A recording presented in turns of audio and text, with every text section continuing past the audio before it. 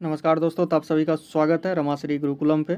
तो आज से हम लोग लूसेंट बुक का डिस्कशन चालू करेंगे। ठीक है। और हम लोग आज पॉलिटी चालू करेंगे। ठीक है। पॉलिटी को 10 से 15 दिन में समाप्त कर देना है। ठीक है। उसके बाद फिर हम लोग मॉडर्न हिस्ट्री करेंगे। ठीक है। जिसका जिसका वेटेज ज़्यादा है उस हिसाब से हम लोग पहले डिस्कशन उसको करेंगे। ठीक है। तो चलिए, आप लोग के पास नया लूसेंट बुक होगा ही। ठीक है। क्योंकि नया लूसेंट बुक में बहुत सारा ऐड भी हुआ है। ठीक है। अगर नहीं भी है तो आप लोग जाके बुक स्टॉल पे जाके अपना आप लोग ख़रीद सकते हैं। ठीक है। नया ले लीजिएगा। ठीक है। बहुत सारा इसमें कंटेंट ऐड हुआ है। ठीक है। 2025 का अपडेट है।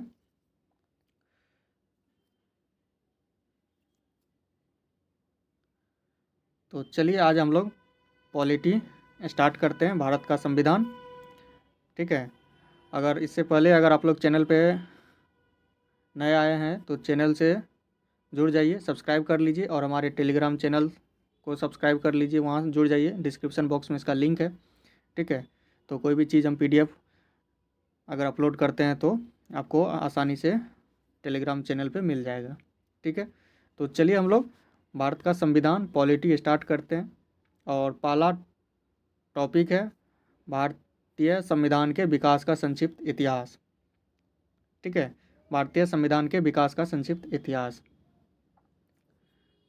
तो आज हम लोग इसको अच्छे से समझेंगे। ठीक है। अगर ज़्यादा अगर टाइम लगेगा तो इसको 2 पार्ट में बना देंगे। ठीक है। तो चलिए, आप लोग और कल से करेंगे क्या, आप लोग अगर जैसे अगला पार्ट जो हम अपलोड करेंगे तो आप लोग उससे पहले आप लोग पढ़ लीजिएगा। ठीक है। ताकि आपको यहाँ पे अगर वीडियो देखते हैं तो फिर आपको रिवीजन भी हो जाएगा, डिस्कशन से समझ में भी आ जाएगा। ठीक है। तो चलिए, हम लोग पहला जो टॉपिक है हम लोग का, भारतीय संविधान के विकास का संक्षिप्त इतिहास। तो हमारे संविधान का जो विकास हुआ है तो उसका क्या इतिहास रहा है, कहाँ कहाँ से कैसे कैसे उसका डेवलपमेंट हुआ है, तो उस हिसाब से हम लोग इसको समझेंगे। ठीक है। तो चलिए, क्या कह रहा है कि 1757 के पलासी की लड़ाई और 1764 के बक्सर का युद्ध को अंग्रेज़ों द्वारा जीत लिए जाने के बाद बंगाल पर ब्रिटिश ईस्ट इंडिया कंपनी का शासन का शिकंजा कसा गया। ठीक है। तो किसके द्वारा? तो पहला जो पलासी की लड़ाई हुआ था, पूछेगा कि पलासी की लड़ाई कब हुआ, तो 1757 में। ठीक है।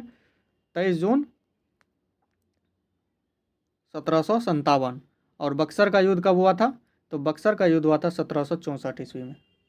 ठीक है। बक्सर का युद्ध, इसी 2 युद्ध के बाद अंग्रेज़ों के द्वारा क्या हो गया, बंगाल पर ब्रिटिश ईस्ट इंडिया कंपनी का जो शासन का शिकंजा था वो कसा गया। तो किसके द्वारा, कौन से युद्ध के बाद? तो बक्सर का युद्ध और प्लासी की लड़ाई। ठीक है। तो प्लासी की लड़ाई कब हुआ था? 1757। बक्सर का युद्ध कब हुआ था? 1764। ठीक है। इस तरह से आपको बार बार उसको रिकॉल करना है। ठीक है। बक्सर का युद्ध कब हुआ? 1764। प्लासी की लड़ाई कब हुआ? 1757। बक्सर का युद्ध कब हुआ? 1764। इस तरह से आप लोग को याद करना है। ठीक है। अगला है कि इसी शासन को अपने अनुकूल बनाए रखने के लिए अंग्रेजों ने समय समय पर कई एक्ट पारित किया। ठीक है। मतलब अपने शासन को अपने अनुकूल, मतलब अपने अनुकूल बनाए रखने के लिए अंग्रेज़ों ने क्या किया कि अपने हिसाब से समय समय पर कई एक्ट पारित किया कि हम क्या कर सके, अच्छे तरीके से शासन कर सके। ठीक है। जो भारतीय संविधान के विकास की सीढ़ियाँ बनी। ठीक है। जो अंग्रेज ने कई एक्ट जो पारित किया वही भारतीय संविधान के डेवलपमेंट का सीढ़ियाँ बना, उसी के हिसाब से हम लोग का संविधान बनाया गया है। ठीक है। चलिए, पहला इसमें जो एक्ट बना है 1773 ईस्वी का रेगुलेटिंग एक्ट। 1773 ईस्वी का रेगुलेटिंग एक्ट पूछेगा, रेगुलेटिंग एक्ट कब आया? तो 1773 ईस्वी में। इस अधिनियम का अत्यधिक संवैधानिक महत्व है। ठीक है। इस अधिनियम का अत्यधिक संवैधानिक महत्व है। जैसे क्या क्या है? पहला है महत्व, भारत में ईस्ट इंडिया कंपनी के कार्यों को नियमित और नियंत्रित करने की दिशा में ब्रिटिश सरकार द्वारा उठाया गया यह पहला कदम था। क्या था कि भारत में ईस्ट इंडिया कंपनी के कार्यों को ईस्ट इंडिया कंपनी जो अपना काम कर रही थी उसके काम को नियमित रेगुलर बेस पे और उसको नियंत्रित करने के लिए ब्रिटिश सरकार क्या किया, एक एक्ट लाया 1773 ईस्वी का रेगुलेटरी एक्ट। ठीक है। दूसरा क्या था इसका महत्व, इसके द्वारा पहली बार कंपनी के प्रशासनिक और राजनीतिक कार्यों को मान्यता मिली। इसके द्वारा क्या हो गया, पहली बार कंपनी के प्रशासनिक और राजनीतिक कार्यों को मान्यता मिली। ठीक है। अगला क्या था, इसके द्वारा केंद्रीय प्रशासन का नींव रखा गया। ठीक है, केंद्रीय प्रशासन का नींव किसके द्वारा रखा गया था, तो रेगुलेटिंग एक्ट के द्वारा। चलिए अगला क्या है, विशेषता। विशेषता क्या है, पहला विशेषता है इस अधिनियम द्वारा बंगाल के गवर्नर को बंगाल का गवर्नर जनरल का पद दिया गया, नाम दिया गया। ठीक है, पूछेगा क्वेश्चन कि किस अधिनियम के द्वारा बंगाल के गवर्नर को बंगाल का गवर्नर जनरल पद नाम दिया गया। मतलब पहले बंगाल का गवर्नर होता था, अब उसमें कौन सा नाम जोड़ा गया, जनरल का। तो पूरा नाम क्या हो गया, बंगाल के गवर्नर जनरल। तो किस एक्ट के द्वारा, तो रेगुलेटिंग एक्ट के द्वारा। ठीक है। मुंबई और मद्रास के गवर्नर को भी इसके अधीन कर दिया गया। किसके अधीन, बंगाल के गवर्नर जनरल के अधीन कर दिया गया। किसको किसको, मुंबई एवं मद्रास। ठीक है। इस एक्ट के तहत बनने वाले प्रथम गवर्नर जनरल कौन था, तो लॉर्ड वारेन हेस्टिंग्स था। पूछेगा कि रेगुलेटिंग एक्ट के तहत बनने वाले प्रथम गवर्नर जनरल कौन बना, तो वारेन हेस्टिंग्स बना। बंगाल का पहला गवर्नर कौन था, क्लाइव। ठीक है। प्रथम गवर्नर जनरल पूछेगा तो लॉर्ड वारेन हेस्टिंग्स। चलिए अगला है, अगला क्या है, इस एक्ट के अंतर्गत कलकत्ता प्रेसिडेंसी में एक ऐसी सरकार स्थापित की गई जिसमें गवर्नर जनरल और उसके परिषद के 4 सदस्य थे। ठीक है। इस एक्ट के तहत, किस एक्ट के तहत, 1773 ईस्वी का रेगुलेटिंग एक्ट के तहत क्या किया गया, कलकत्ता प्रेसिडेंसी में एक ऐसी सरकार का स्थापना किया गया जिसमें गवर्नर जनरल और उसके परिषद में कितना सदस्य था, 4 सदस्य था, जो अपनी सत्ता के उपयोग संयुक्त रूप से करते थे। मतलब संयुक्त रूप से सत्ता का उपयोग करता था। अगला क्या है, इस अधिनियम के अंतर्गत कलकत्ता में 1774 ईस्वी में एक उच्चतम न्यायालय की स्थापना किया गया। तो पूछेगा क्वेश्चन कि कलकत्ता में उच्चतम न्यायालय की स्थापना कब किया गया, तो पहला क्वेश्चन तो यहाँ बनेगा 1774 ईस्वी में। दूसरा क्वेश्चन बनेगा कि किस एक्ट के तहत किया गया कलकत्ता में उच्च न्यायालय का स्थापना, उच्चतम न्यायालय का स्थापना, तो 1773 ईस्वी का रेगुलेटिंग एक्ट के तहत। ठीक है। पूछेगा कि जब स्थापना किया गया तो उसका मुख्य न्यायाधीश कौन था, तो मुख्य न्यायाधीश था सर एलिजा एम्पे। ठीक है। और अन्य मतलब टोटल 4 न्यायाधीश, ठीक है, नियुक्त किया गया, जिसमें से एक मुख्य न्यायाधीश था और 3 अन्य न्यायाधीश था। तो मुख्य न्यायाधीश का क्या नाम था, सर एलिजा एम्पे। और 3 अन्य न्यायाधीश कौन था, चैम्बर्स, लिमेंस्टर और हाइड। कौन कौन, चैम्बर्स, लिमेंस्टर और हाइड। ठीक है।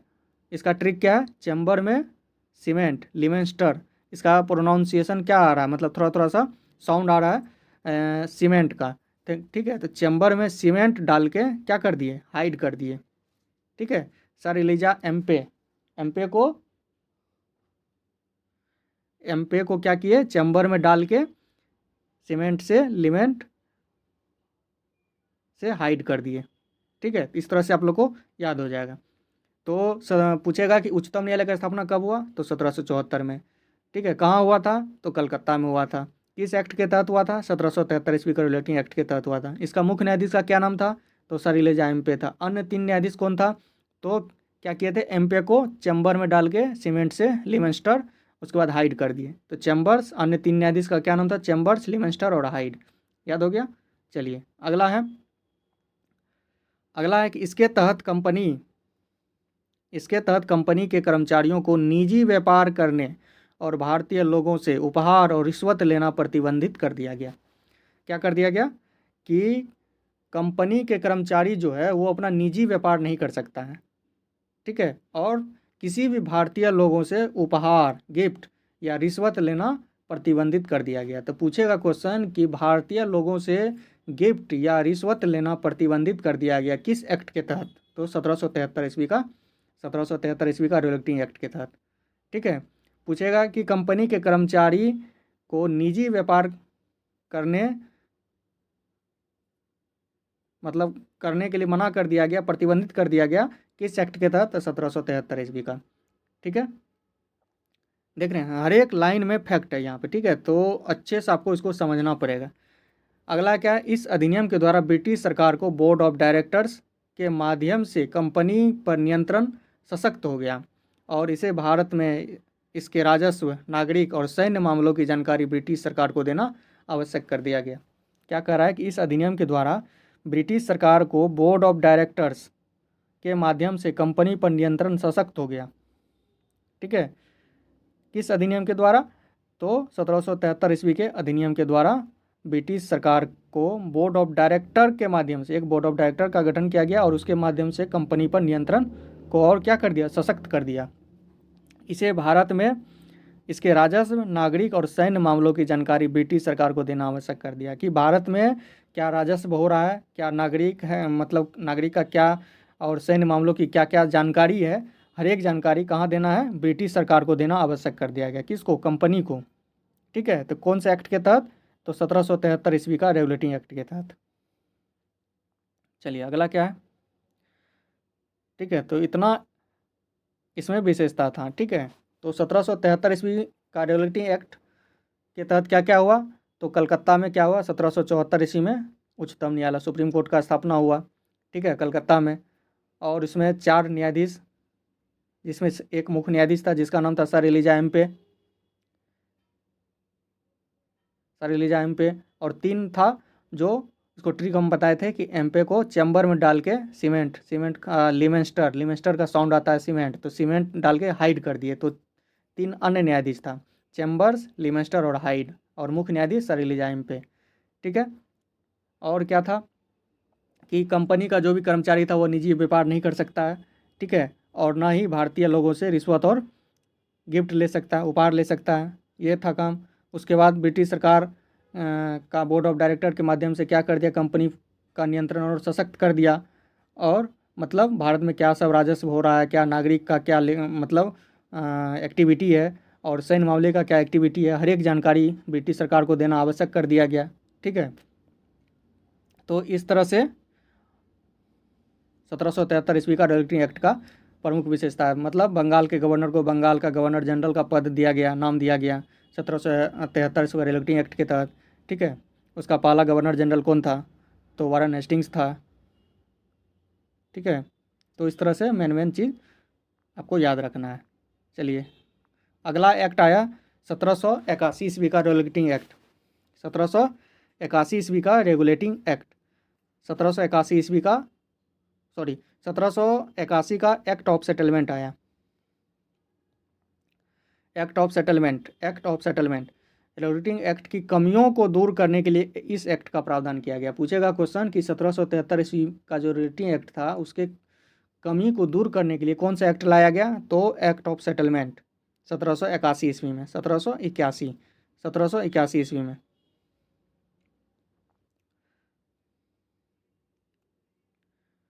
इस एक्ट के अनुसार कलकत्ता की सरकार को बंगाल, बिहार और उड़ीसा के लिए भी विधि बनाने का प्राधिकार प्रदान किया गया।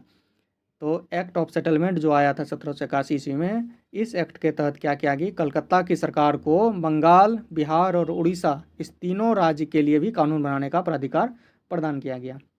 ठीक है, तो इस एक्ट में ज़्यादा कुछ नहीं है, मतलब ये रेगुलेटिंग एक्ट के कमी को कमी को दूर करने के लिए लाया गया था। ठीक है, अगला एक्ट है 1784 Pitt's India act. 1784 Pitt's India act, इस एक्ट के द्वारा दोहरे प्रशासन का प्रारंभ हुआ। बोर्ड ऑफ डायरेक्टर्स व्यापारिक मामलों के लिए और बोर्ड ऑफ कंट्रोलर राजनीतिक मामलों के लिए। ठीक है, बोर्ड ऑफ डायरेक्टर्स व्यापारिक मामलों के लिए। ठीक है, व्यापारिक कोई भी चीज़ कंपनी खोलते हैं तो उसका क्या होता है? डायरेक्टर होता है। तो इस तरह से आपको रिलेट करना है। बोर्ड ऑफ डायरेक्टर किस मामले के लिए? तो डायरेक्टर व्यापारिक मामलों के लिए। बोर्ड ऑफ कंट्रोलर राजनीतिक मामले, कंट्रोल कौन करता है? आजकल पॉलिटिशियन सब ज़्यादा कंट्रोल कर रहा है हर एक चीज़ में। ठीक है, तो बोर्ड ऑफ कंट्रोलर राजनीतिक मामलों के लिए। ठीक है, इस तरह से आपको याद रखना है। बस पिट्स इंडिया एक्ट में इतना ही था। अगला एक्ट है 1793 ईस्वी का चार्टर। अब चार्टर अधिनियम चालू होगा। ठीक है, तो पहला चार्टर शुरू होता है 1793 ईस्वी में और हर एक 20 साल पे आता है। ठीक है, तो पहला 1793 में शुरू हुआ, इसमें 20 साल जोड़ दीजिए तो 1813 आ जाएगा, फिर इसमें 20 साल जोड़ दीजिए 1833। ठीक है, फिर इसमें 20 साल जोड़िए तो 1853। 4 चार्टर आया था। तो पहला चार्टर कब आया था? 1793 ईस्वी में। तो हम लोग पहला चार्टर पढ़ते हैं। 1793 ईस्वी का चार्टर अधिनियम क्या कह रहा है कि इसके द्वारा नियंत्रण जो था बोर्ड के सदस्यों और कर्मचारियों के वेतन आदि को भारतीय राजस्व में से देने की व्यवस्था किया गया।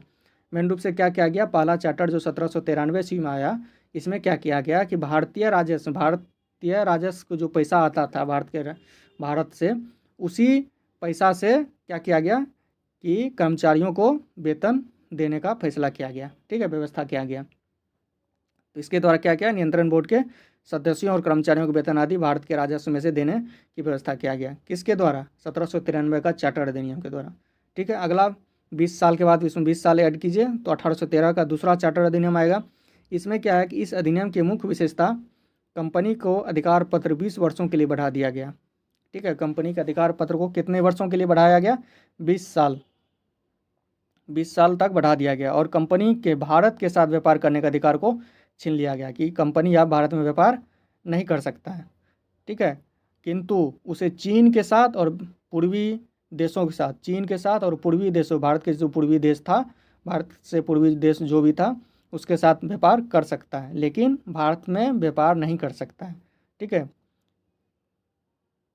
पूर्वी देशों के साथ चाय के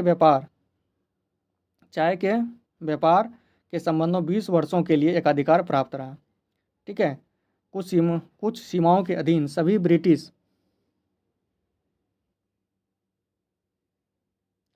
ब्रिटिश नागरिकों के लिए भारत के साथ व्यापार खोल दिया गया। ठीक है, ब्रिटिश नागरिक भी भारत आके अपना व्यापार कर सकता था। किस चार्टर के द्वारा? तो 1813 के चार्टर अधिनियम के द्वारा। अगला इसमें क्या पॉइंट है कि 1813 के पहले ईसाई पादरियों को भारत आने का आज्ञा नहीं था। मतलब 1813 ईस्वी से पहले ईसाई पादरी भारत नहीं जा सकता था। और 1813 के चार्टर अधिनियम के बाद ईसाई पादरियों को अनुमति मिल गया कि वो भारत जा सकता है। 1813 के अधिनियम के द्वारा ईसाई पादरियों को आज्ञा प्राप्त करके भारत आने की सुविधा मिल गई। ठीक है, अगला आया चार्टर, फिर 20 साल इसमें ऐड कीजिए 1833। इस अधिनियम का मुख्य विशेषता क्या था कि इसके द्वारा कंपनी का व्यापारिक अधिकार पूर्णतः समाप्त कर दिया गया। ठीक है, पहले तो छीना गया, कंपनी से भारत के साथ व्यापार नहीं कर सकता है, लेकिन चीन के साथ कर सकता है, पूर्वी देश के साथ कर सकता है, चाय का व्यापार कर सकता है। ठीक है, लेकिन 1833 ईस्वी का जो चार्टर आया, इसमें क्या किया कि कंपनी का जो व्यापारिक अधिकार था पूर्णतः समाप्त कर दिया गया। ठीक है, तो क्वेश्चन बनेगा यहाँ कि कंपनी का व्यापार करने का पूर्णतः अधिकार समाप्त कर दिया गया किसके तहत? 1833। ठीक है, 1833 के चार्टर के द्वारा। भारत के साथ व्यापार कब किया गया समाप्त? 1813 भारत के साथ। ठीक है, गौर से सुनिए। ठीक है, तो इसको जितना आप सुनने का कोशिश कीजिएगा अच्छे से, उसके बाद फिर पढ़ने का कोशिश कीजिए अपने से, फिर उसके बाद क्वेश्चन प्रैक्टिस कीजिए, तो 3 बार 4 बार रिवीजन हो जाएगा, इससे आप कंफ्यूज नहीं कीजिएगा। ठीक है, तो 1833 का चार्टर अधिनियम क्या किया गया? पहला विशेषता क्या था इसका कि कंपनी का पूर्णतः अधिकार इसका समाप्त कर दिया कि व्यापार नहीं कर सकता है। दूसरा क्या किया? अब कंपनी का कार्य ब्रिटिश सरकार की ओर से मात्र भारत का शासन करना रह गया था। ठीक है, अब कंपनी क्या कर सकता था? सिर्फ शासन मतलब करेगा, व्यापार नहीं करेगा। वो भी किसकी ओर से? ब्रिटिश सरकार की ओर से। मतलब मेन जो मालिक है ब्रिटिश सरकार है, यहाँ पे ये मोहरा है, सिर्फ अपना शासन करेगा। ठीक है, अगला क्या है कि बंगाल के गवर्नर जनरल को भारत का गवर्नर जनरल कहा जाने लगा। तो इसमें ज़्यादा कन्फ्यूजन होता है। ठीक है, तो इसको आप लोग अलग से लूसेंट के बुक में ही ऊपर में लिख लेंगे कि बंगाल के गवर्नर जनरल को भारत का गवर्नर जनरल कहा जाने लगा। किस एक्ट के तहत? 1833 का चार्टर अधिनियम एक्ट के तहत बंगाल के गवर्नर को बंगाल का गवर्नर जनरल कहा जाने लगा। किस एक्ट के तहत? तो 1773 ईस्वी का। बंगाल के गवर्नर जनरल को भारत का गवर्नर जनरल कहा जाने लगा। किस एक्ट के तहत? 1833 का चार्टर अधिनियम के तहत। तो इस तरह से आपको अलग अलग करके अपना रिवीजन कर लीजिए या 2-4 बार इसको रिपीट कीजिए। ठीक है, तो भारत का गवर्नर जनरल कहा जाने लगा किस एक्ट के तहत? 1833 का चार्टर, 1833 का चार्टर के तहत। बंगाल के गवर्नर को बंगाल का गवर्नर जनरल नाम दिया गया किस एक्ट के तहत? तो 1773 ईस्वी का रेगुलेटिंग एक्ट। ठीक है, चलिए अगला क्या है? बम्बई तथा मद्रास के परिषदों की विधि निर्माण शक्तियों को वापस लिया गया। ठीक है, कहाँ कहाँ? बम्बई और मद्रास के परिषदों के विधि निर्माण जो कानून बनाता था उसके शक्तियों को क्या कर दिया है? वापस ले लिया गया। अब कानून नहीं बना सकता। कहाँ कहाँ का? मुंबई और मद्रास का। चलिए अगला क्या है पॉइंट? विधिक परामर्श हेतु गवर्नर जनरल के परिषद में विधि सदस्य के रूप में चौथे सदस्य को शामिल किया गया। कहाँ पे? गवर्नर जनरल के परिषद में। ठीक है, कानून परामर्श के लिए एक विधि सदस्य के रूप में चौथा सदस्य को शामिल किया गया। किसके सदस्य में? गवर्नर जनरल के परिषद के, ठीक है, सदस्य में एक विधि सदस्य के रूप में चौथे सदस्य को शामिल किया गया। अगला पॉइंट क्या है? भारत में दास प्रथा को विधि विरुद्ध घोषित कर दिया गया। भारत में दास प्रथा को क्या किया गया? विधि विरुद्ध घोषित कर दिया गया, मतलब कानून के विरुद्ध है दास प्रथा। और इसका उन्मूलन कब किया गया? 1843 में। तो पूछेगा कि दास प्रथा का उन्मूलन कब किया गया? दास प्रथा 1843। किस एक्ट के तहत? 1833। ठीक है, चलिए अगला है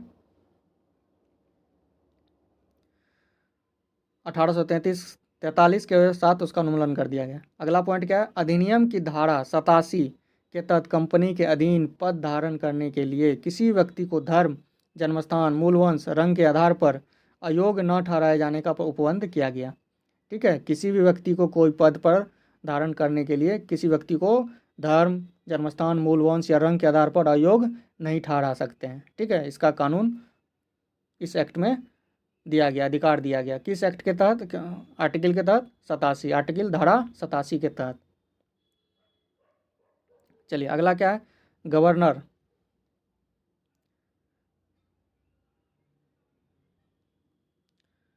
गवर्नर जनरल के परिषद को राजस्व के संबंध में पूर्ण अधिकार प्रदान करते हुए गवर्नर जनरल को संपूर्ण देश के लिए एक ही बजट तैयार करने का अधिकार दिया गया। ठीक है, तो गवर्नर जनरल को संपूर्ण देश का एक ही बजट तैयार करने का अधिकार दिया गया। किस एक्ट के तहत? 1833 के चार्टर के तहत। ठीक है, भारतीय कानूनों का वर्गीकरण किया गया और इस कार्य के लिए विधि आयोग की नियुक्ति की व्यवस्था किया गया। ठीक है, भारत का जो कानून था उसका वर्गीकरण किया गया, क्लासिफिकेशन किया गया और इस कार्य के लिए एक विधि आयोग, अलग से कानून आयोग बनाया गया। विधि आयोग का नियुक्ति की व्यवस्था किया गया और 1834 में मैकाले, लॉर्ड मैकाले के अध्यक्षता में प्रथम विधि आयोग के गठन किया गया। ठीक है, तो कब किया गया विधि आयोग का गठन? 1834 में। किस एक्ट के तहत? 1833 के चार्टर के तहत। इसके अध्यक्ष कौन बनाया गया? लॉर्ड मैकाले बनाया गया। ठीक है, इस तरह से आपको याद रखना है। तो 1833 के चार्टर के द्वारा क्या सब हम लोग पढ़े कि 1833 के चार्टर के द्वारा हम लोग जो पढ़े कि कंपनी का जो व्यापार करने का अधिकार था पूर्णतः समाप्त कर दिया गया। ठीक है, अब वो उसका काम था सिर्फ शासन करना। ठीक है, बंगाल के गवर्नर जनरल को भारत का गवर्नर जनरल कहा जाने लगा। दूसरा पॉइंट। तीसरा पॉइंट क्या था? एक विधि सदस्य को, मतलब गवर्नर जनरल के परिषद में एक विधि सदस्य के रूप में चौथे सदस्य को शामिल किया गया। ठीक है, किसी भी पद पर जन्मस्थान, रंग भेद या धर्म के आधार पर किसी भी व्यक्ति का योग्य नहीं ठहराया जा सकता। किस धारा के तहत? धारा 87 के तहत। ठीक है, भारतीय कानूनों का वर्गीकरण किया गया और इस कार्य के लिए विधि आयोग का स्थापना किया गया। कब किया गया? 1834 में किया गया। ठीक है, और इसके अध्यक्ष कौन बना? तो लॉर्ड मैकाले इसका अध्यक्ष बना। प्रथम विधि आयोग का गठन किया गया 1833 के चार्टर अधिनियम के तहत। ठीक है, इस तरह से आपको याद रखना है। अगला चार्टर आया 20 साल के बाद फिर 1853 का चार्टर अधिनियम। पहला कब आया था? 1793 में। दूसरा कब आया? 1813। तीसरा कब आया? 1833। चौथा कब आया? 1853। ठीक है, इस अधिनियम का मुख्य विशेषता, इस अधिनियम के द्वारा सेवाओं में नामजदगी का सिद्धांत समाप्त कर कंपनी के महत्वपूर्ण पदों को प्रतियोगी परीक्षाओं के आधार पर भरने की व्यवस्था किया गया। ठीक है, पहले नामजदगी का सिद्धांत था, अब क्या कर दिया कि कंपटीशन, जैसे अभी हम लोग वनडे एग्ज़ाम देते हैं, कंपटीशन फाइट करते हैं, उसी तरह से कंपटीशन का, प्रतियोगी परीक्षा का आधार पर भरने की व्यवस्था। पहले था कि सिफारिश पे पद भरा जाता था। ठीक है, लेकिन कंपटीशन प्रतियोगी परीक्षा का व्यवस्था कब किया गया? 1853 के चार्टर के द्वारा। ठीक है, इसके तहत 1854 ईस्वी में मैकाले समिति की नियुक्ति किया गया। इसके लिए क्या किया गया? कंपटीशन को किस तरह से करना है, उसको कैसे चालू करना है, किस तरह से करना है, तो उसके लिए एक समिति का गठन हुआ, मैकाले समिति, 1854 ईस्वी में। ठीक है, इस अधिनियम के द्वारा गवर्नर जनरल के परिषद के विधायी और प्रशासनिक कार्यों को अलग कर दिया गया और इसके तहत परिषद में 6 नए पार्षद जोड़े गए, जिन्हें विधान पार्षद कहा गया। ठीक है, इस अधिनियम के द्वारा गवर्नर जनरल के परिषद में विधायी और प्रशासनिक कार्यों को अलग कर दिया गया और इसके तहत परिषद में 6 नए पार्षद जोड़े गए, जिन्हें विधान पार्षद है। ये ज़्यादा इंपॉर्टेंट नहीं है। ठीक है, चलिए अगला देखते हैं। ज़्यादा पूछेगा कि कंपटीशन जो है प्रतियोगी परीक्षा कब चालू हुआ, किस एक्ट के तहत? 1853 का चार्टर के तहत। ठीक है, मैकाले समिति कब गठन हुआ? 1854 में। किसके लिए हुआ था? प्रतियोगी परीक्षा के लिए। चलिए अगला है, 4 चार्टर आया था 1793, 1813, 20 आपको याद करना, पाला याद रखना 1793 में आया। ठीक है, उसके बाद 1793, फिर 20 साल जोड़ दीजिए उसमें, 1813, 1833, 1853। 4 चार्टर के बाद खत्म हो गया। अब आया भारत शासन अधिनियम 1858 ईस्वी का।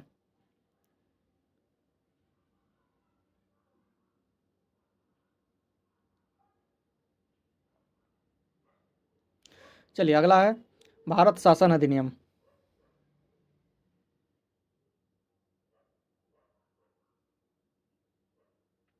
अगला क्या है? भारत शासन अधिनियम 1858 ईस्वी में भारत शासन अधिनियम आया।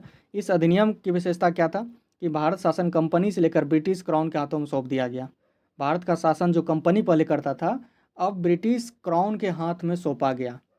ठीक है, अब ब्रिटिश क्राउन, ब्रिटिश सरकार अब डायरेक्ट वहाँ से शासन चलाएगी। पहले था कंपनी चलाती थी, कंपनी जो भी था, जो भी सूचना या जो भी मतलब ब्रिटिश क्राउन या ब्रिटिश सरकार को देता था, अब डायरेक्ट ब्रिटिश क्राउन के हाथों में सौंपा गया, कंपनी से छीन के। ठीक है, तो किस एक्ट के तहत? तो 1858 का भारत शासन अधिनियम। तो पहला भारत शासन अधिनियम कब आया? 1858 ईस्वी में। ठीक है, इसमें क्या किया गया? ब्रिटिश सरकार, ब्रिटिश क्राउन के हाथ में सौंपा गया। किसका? भारत का शासन। पहले कौन करता था? कंपनी करता था। अब कौन करेगा? ब्रिटिश क्राउन करेगा। चलिए अगला है, भारत में मंत्री पद की व्यवस्था की गई। भारत में मंत्री पद की व्यवस्था किया गया। 15 सदस्यों की भारत परिषद का सृजन हुआ। 15 सदस्यों का भारत परिषद का सृजन हुआ। 8 सदस्य ब्रिटिश सरकार के द्वारा चुना जाएगा और 7 सदस्य कंपनी के निदेशक मंडल द्वारा चुना जाएगा। ठीक है, अगला क्या है? भारतीय मामलों पर ब्रिटिश संसद का सीधा नियंत्रण स्थापित किया गया। अब भारतीय मामलों पर कोई भी चीज़ होगा, कोई भी इशू होगा, कोई भी कन्फ्लिक्ट होगा, तो ब्रिटिश संसद का सीधा नियंत्रण रहेगा। ठीक है, मुगल सम्राट के पद को समाप्त कर दिया गया। पूछेगा कि मुगल सम्राट के पद को समाप्त कर दिया गया किस एक्ट के तहत? 1858 ईस्वी का भारत शासन अधिनियम के द्वारा। अगला क्या है कि इस अधिनियम के द्वारा बोर्ड ऑफ डायरेक्टर्स और बोर्ड ऑफ कंट्रोल को समाप्त कर दिया गया। ठीक है, अगला क्या है? भारत में शासन संचालन के लिए ब्रिटिश मंत्रिमंडल में एक सदस्य के रूप में भारत का राज्य सचिव, secretary of state for India की नियुक्ति किया गया। ठीक है, भारत के राज सचिव के रूप में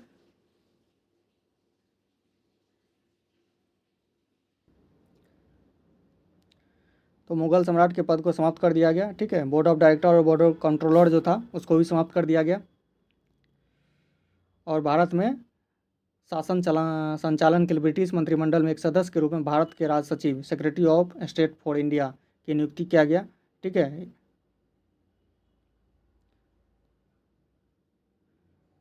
वो अपने कार्यों के लिए ब्रिटिश संसद के प्रति उत्तरदायी होता था। ठीक है, और भारत के प्रशासन पर इसका संपूर्ण नियंत्रण था। उसी का वाक अंतिम होता था, चाहे वह नीति के विषय में हो या अन्य विवरण के विषय में। ठीक है, कहने का मतलब हो गया कि ब्रिटिश क्राउन के हाथ में सौंपा गया, लेकिन ब्रिटिश क्राउन क्या किया? ब्रिटिश सरकार भारत में एक राज सचिव के रूप में एक सदस्य की नियुक्ति किया गया। ठीक है, और उसी का वाक्य जो होता था वो अंतिम होता था, मतलब सीधा मतलब मेन मालिक वही रहता था भारत का। अगर पूछा जाए कि शासन का मेन मालिक कौन था? भारत के राज सचिव। ठीक है, तो उसी का अंतिम होता था, कोई भी चीज़ का निर्णय लेना, चाहे वो नीति के विषय में हो या अन्य विवरण के विषय में हो, तो मेन मालिक तो भारत का राज सचिव था। क्योंकि भारत राज सचिव ब्रिटिश मंत्रिमंडल का एक सदस्य था, उसका काम था कि उसको शासन करना, ठीक है। तो जहाँ जहाँ ब्रिटिश सरकार का उपनिवेश था, ठीक है, इसी तरह से करता होगा, ठीक है। भारत में भी एक भारत के राज सचिव, secretary for state for India का सदस्य का नियुक्ति किया गया, ठीक है, जो प्रशासन पर इसका संपूर्ण नियंत्रण था। अगला क्या, भारत के गवर्नर जनरल का नाम बदलकर वायसराय कर दिया गया, ठीक है, वेरी इंपॉर्टेंट। भारत के गवर्नर जनरल का नाम बदलकर वायसराय कर दिया गया। अतः इस समय के गवर्नर जनरल जो लॉर्ड कैनिंग था, अंतिम गवर्नर जनरल लॉर्ड कैनिंग, ठीक है, वो प्रथम वायसराय बनकर आया।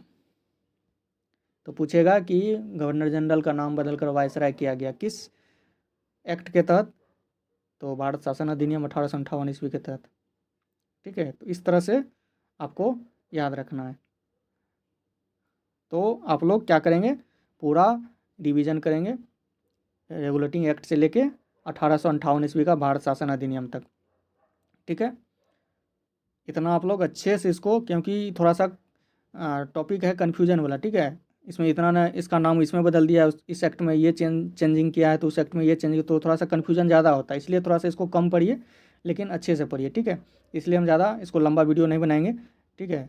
एक वीडियो और आएगा फिर ख़त्म हो जाएगा, ठीक है। 1861 का भारत परिषद अधिनियम हम लोग दूसरा पार्ट में करेंगे, उसके बाद हम लोग का ख़त्म हो जाएगा, ठीक है।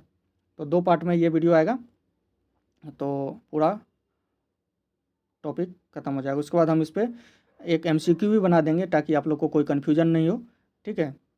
तो आराम से इसको पढ़िए, और वीडियो अगर अच्छा लगा तो कमेंट करके ज़रूर बताइएगा कि कैसा रहा, ठीक है। कोई सुधार करना चाहिए तो आप लोग सुझाव ज़रूर दीजिएगा कमेंट के माध्यम से, ठीक है। और उसके बाद हम लोग इसी तरह से बाकी जो भी टॉपिक है हम लोग अच्छे से उसको कवर करेंगे, ठीक है। क्योंकि आगे आपको BPSC TRE 4 का भी वैकेंसी आने वाला है, ADO का एग्ज़ाम अप्रैल में होने वाला है, बिहार CGL जो बिहार ASO है सचिवालय सहायक, उसका एग्ज़ाम होने वाला है। तो बहुत सारा अच्छा एग्ज़ाम है आगे, ठीक है। तो इसलिए अगर लूसेंट को अच्छे से कमांड कर लेते हैं तो GK का टेंशन आप लोग का समाप्त हो जाएगा, ठीक है। तो चलिए मिलते हैं आप फिर से नेक्स्ट वीडियो में, तब तक के लिए जय हिंद।